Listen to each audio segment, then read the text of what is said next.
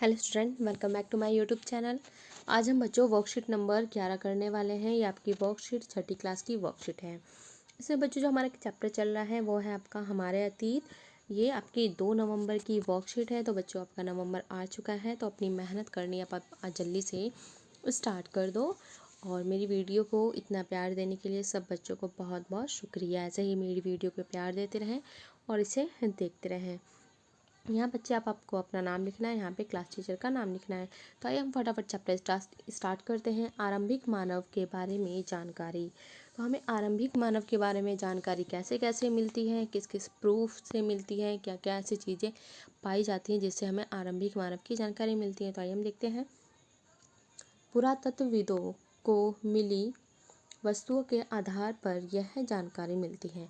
यानी कि जो पुरातत्वविद थे बच्चों, यानी कि जो सबकी खोज करते हैं, उनको जो चीज़ें मिली हैं उनके आधार पे जो हमें जानकारी मिलती है कि लोगों ने अपने काम के लिए पत्थरों, लकड़ियों, हड्डियों के औजार बनाए होंगे।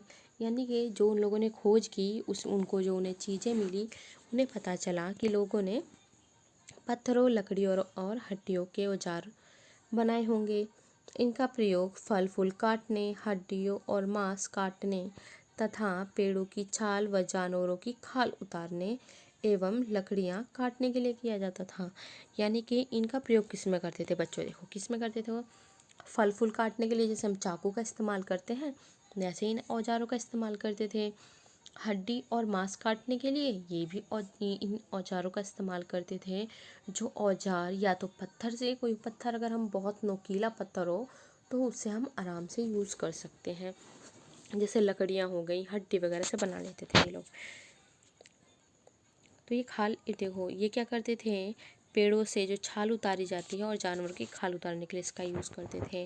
नेक्स्ट इसके बाद है शैल चित्रकला। तो शैल चित्रकला में बच्चों आपका है, जो आप इसमें डायग्राम देख सकते हो, ये है ऐसे आप औजारों का ये देख सकते हो। देखो किस तरीके से नुकीले नुकीले पत्थर है ये, इनकी अलग अलग शेप आपको इसमें दी गई है।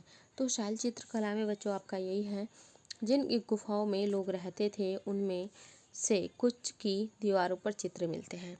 तो क्या था इसमें, कुछ की दीवार पर बच्चों जो चित्र मिलते हैं, इनमें से कुछ सुंदर उदाहरण मध्य प्रदेश और दक्षिणी उत्तर प्रदेश की गुफाओं से मिले चित्र हैं। तो गुफाओं में जो बच्चों चित्र मिलते थे, किसका यूज़, शैल चित्रकला उन्हें कहा जाता है। लेकिन अगर हम इसका एग्जाम्पल देखेंगे तो कहाँ पे, तो आपका एमपी का एरिया और जो आपका दक्षिणी उत्तर प्रदेश का जो एरिया है उसमें चित्र देखने को मिलते हैं। इनमें जंगली जानवरों का बड़ी कुशलता से सजीव चित्रण किया जाता है।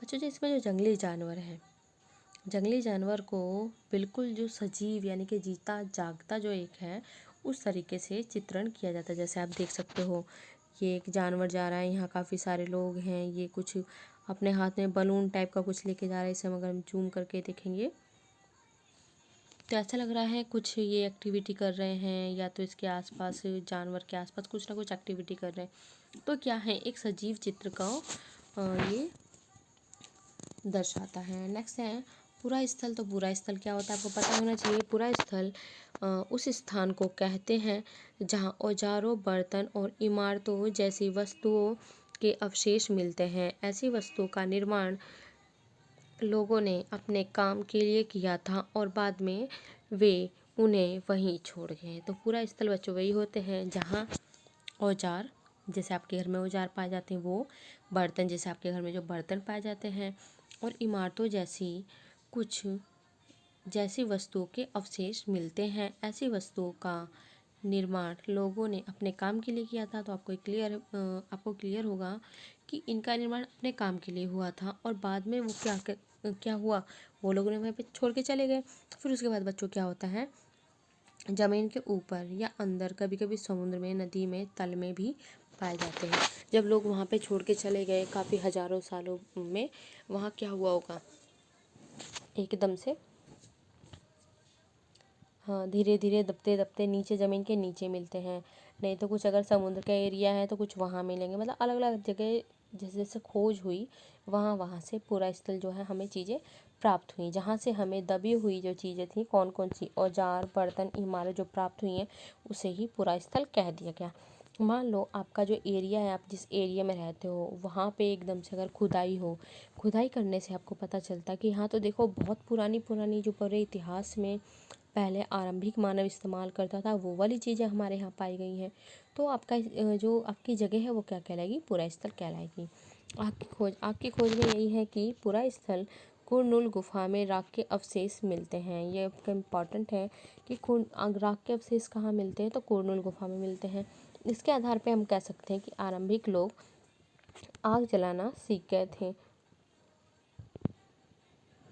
आग का इस्तेमाल कई कार्यों के लिए किया गया होगा, जैसे कि प्रकाश के लिए, मांस भूनने के लिए, खतरनाक जानवर को दूर भगाने के लिए, क्योंकि जानवर आग को देख के दूर भागते हैं।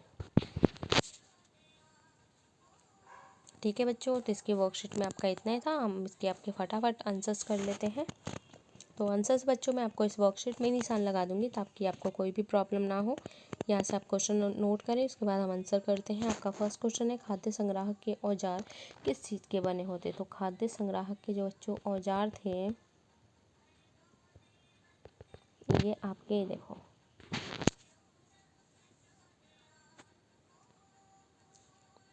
यहाँ से लेके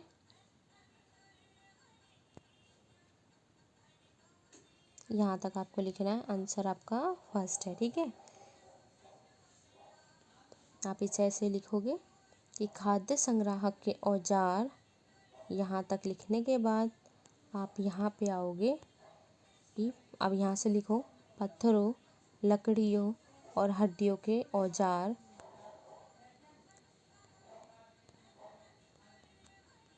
से बने होते थे। क्लियर है, आपको ये नोट करना है। आप बेसिकली यहाँ से लेके यहाँ तक ये आंसर नोट करोगे। आपका ये फर्स्ट हो गया है। सेकंड अब आपका बच्चों है, पुरा स्थल किसे कहते हैं। तो ये तो आपका क्वेश्चन ये रहा, यहीं पे है, ये रहा पुरा स्थल।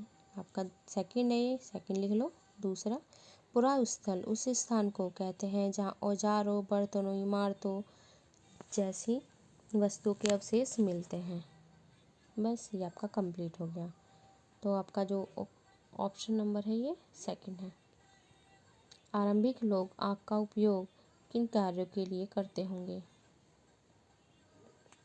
तो ये बच्चों ये क्वेश्चन आप यहाँ से नोट कर लो, इसका हम आंसर करने वाले हैं आरंभिक लोग। आप यहाँ से नोट करो तीसरा, प्रकाश के लिए, मांस भूनने के लिए और खतरनाक जानवरों को दूर भगाने के लिए। तो आपको बच्चों यहाँ पे आपके 3 क्वेश्चन हो गए। फर्स्ट क्वेश्चन मैं आपको और बता देती हूँ, पहले यहाँ से यहाँ तक नोट करो। खाद्य संग्राहक के औजार किस चीज़ से बने हो, खाद्य संग्राहक के औजार। फिर आप यहाँ पे आओ, यहाँ से पत्थरों, लकड़ियों, हड्डियों के औजारों से बने होते थे। इतना आप इसे लिखो। आपके तीनों सेकंड आपका यहाँ से पूरा स्थल से लेके मिलते हैं यहाँ तक, और आपकी खोज प्रकाश के लिए यहाँ से लेके यहाँ तक। तो बच्चों आपके 3 क्वेश्चन कंप्लीट हो गए हैं। मेरे चैनल को ज़रूर से सब्सक्राइब कर लें और आगे भी इस पे बने रहें ताकि आपको जितनी भी वीडियो यानी कि वर्कशीट से रिलेटेड लेटेस्ट अपडेट है वो आपको मिलती रहे। तब तक के लिए take care, till then bye.